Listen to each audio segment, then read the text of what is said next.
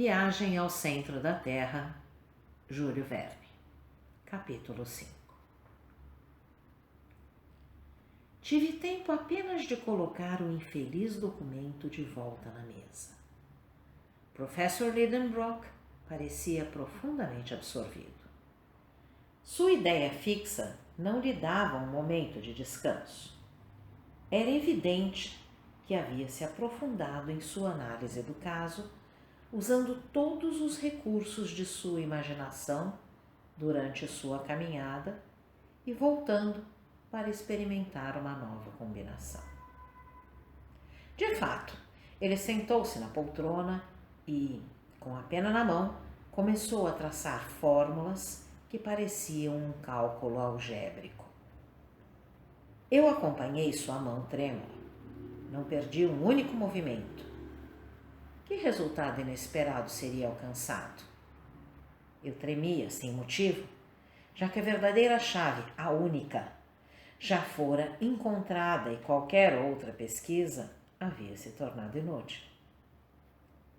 Durante 3 longas horas, meu tio trabalhou, sem falar ou olhar para cima, apagando, começando de novo, apagando novamente e assim por diante, centenas de vezes. Eu sabia muito bem que, se ele conseguisse organizar essas letras em todas as posições relativas que podiam ocupar, a frase iria se revelar. Mas eu também sabia que apenas 20 letras eram suficientes para formar 2 quintilhões, 432 quatrilhões, 902 trilhões, 8 bilhões, 166 milhões, 640 mil combinações. Ora, havia 132 letras nesta frase, e com 132 letras obtinha-se um número de sentenças diferentes, composto de ao menos 133 algarismos, um número quase impossível de se calcular ou conceber. Senti-me mais tranquilo com esse método hercúleo de resolver o problema. O tempo passou, a noite chegou e o barulho nas ruas cessou. Meu tio, curvado sobre sua tarefa, não percebeu nada, nem mesmo quando Marthe abriu a porta. Ele não ouviu nenhum som, tampouco a nobre criada dizendo: "O senhor não vai jantar hoje?" A pobre Marthe teve que ir embora sem resposta. Quanto a mim, depois de longa resistência, fui vencido pelo sono e adormeci em uma extremidade do sofá, enquanto o tio Lidenbrock continuava calculando e rasurando. Quando acordei na manhã seguinte, aquele trabalhador incansável ainda estava em sua tarefa.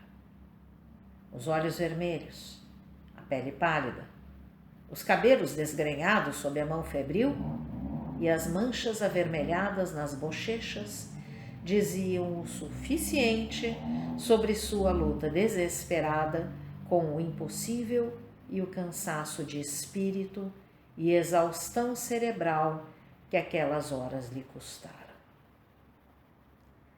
De fato, sentia pena dele. Apesar das críticas que me achava no direito de fazer, uma certa emoção começava a tomar conta de mim. O pobre homem estava tão envolvido com aquela ideia que se esqueceu até mesmo de ficar bravo. Todas as suas forças estavam concentradas em um único ponto e, como não livrar a sua energia do modo habitual, era de se temer que a tensão reprimida pudesse levar a uma explosão a qualquer momento.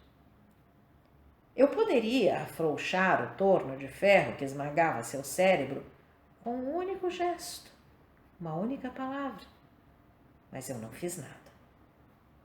No entanto, eu tinha boas intenções. Porque fiquei calado nessas circunstâncias? Pelo bem do meu tio. Não, não, repetia comigo mesmo. Não, não vou falar. Ele insistiria em ir, eu conheço. Nada na terra poderia detê-lo. Ele tem uma imaginação vulcânica e arriscaria sua vida para fazer o que outros geólogos nunca fizeram. Vou ficar calado. Manterei o segredo que o acaso me revelou.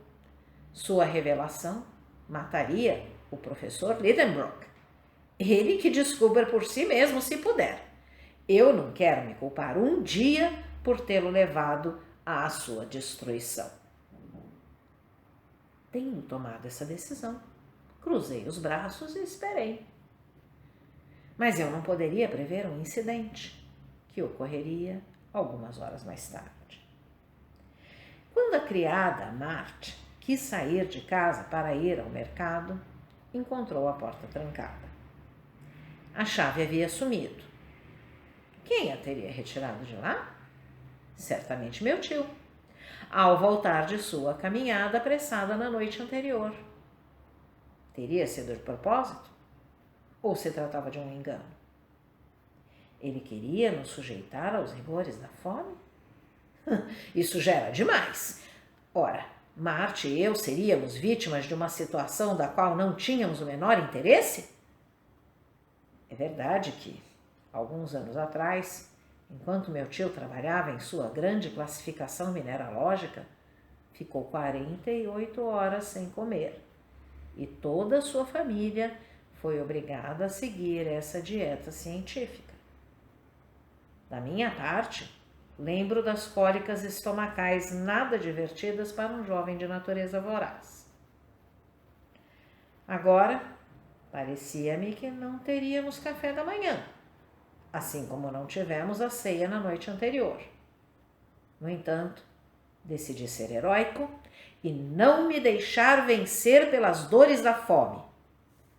Marthe levou isso a sério e, pobre mulher, ficou angustiada.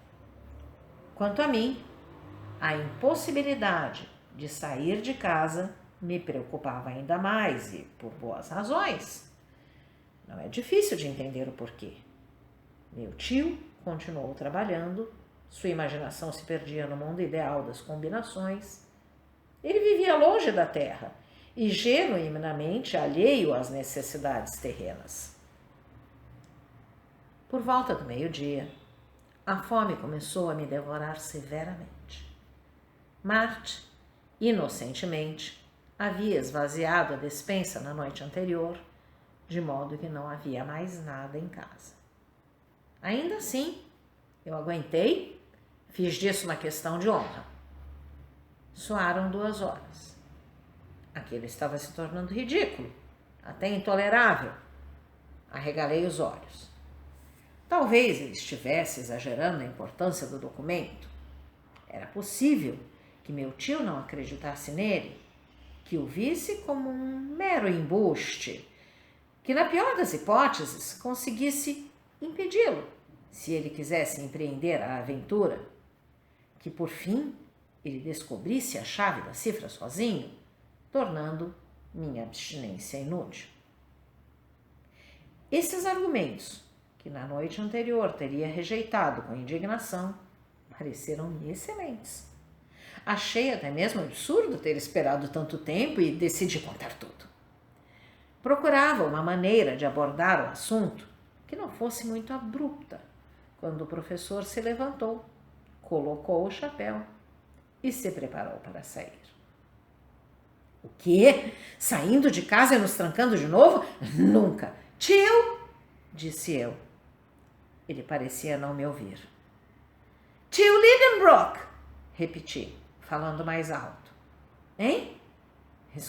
Respondeu como se tivesse acabado de acordar. E a chave?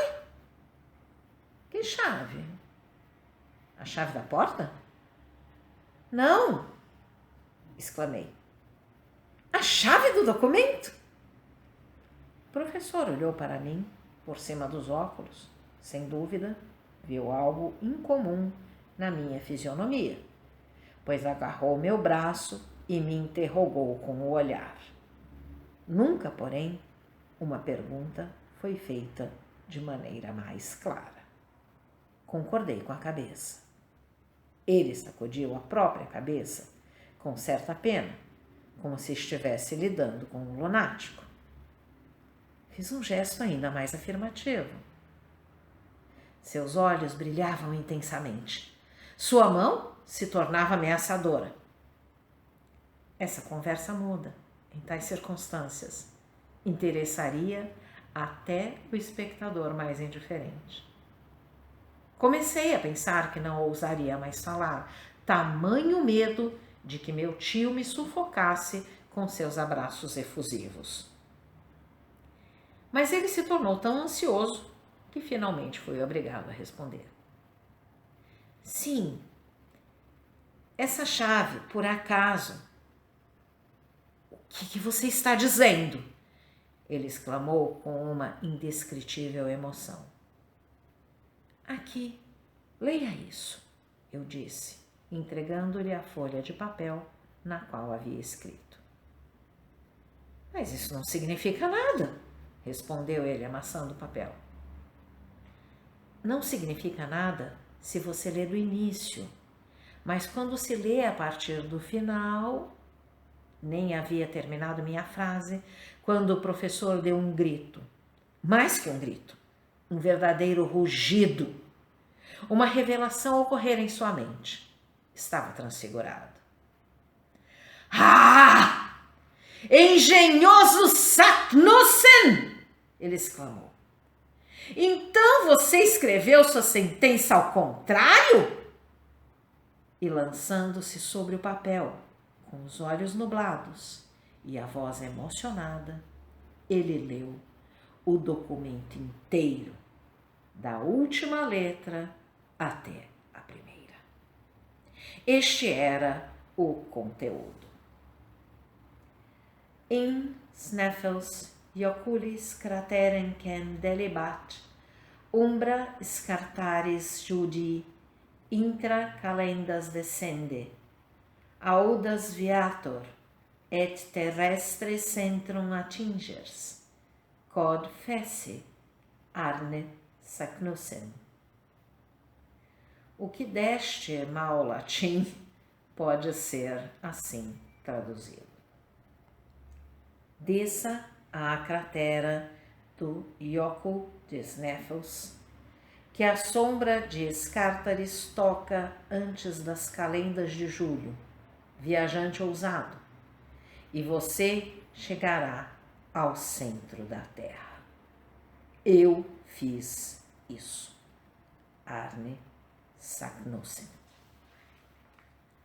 Ao ler isso, meu tio deu um pulo, como se tivesse tocado sem querer numa garrafa de Leyden. Sua ousadia, alegria e convicção eram magníficas de se ver. Ele zanzava para lá e para cá, agarrava a cabeça com as duas mãos, arrastava as cadeiras, empilhava seus livros, fazia malabarismos com seus preciosos geodos, por incrível que pareça, batia com o punho, ali dava um tapa a colar. Por fim, seus nervos se acalmaram e, como um homem exausto pelo gasto excessivo de energia, desabou em sua poltrona. Que horas são? Ele perguntou depois de alguns momentos de silêncio. 3 horas, respondi. Sério?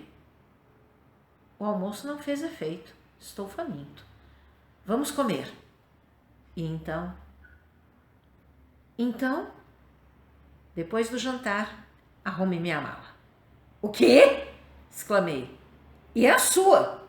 Respondeu o impiedoso professor, entrando na sala de jantar. Então, caro áudio-leitor, se você gostou desse conteúdo, deixe seu like e inscreva-se no canal, ativando o sininho para ser notificado dos próximos vídeos com os próximos capítulos desse e de outros livros que estarei publicando. Um grande abraço e até a próxima!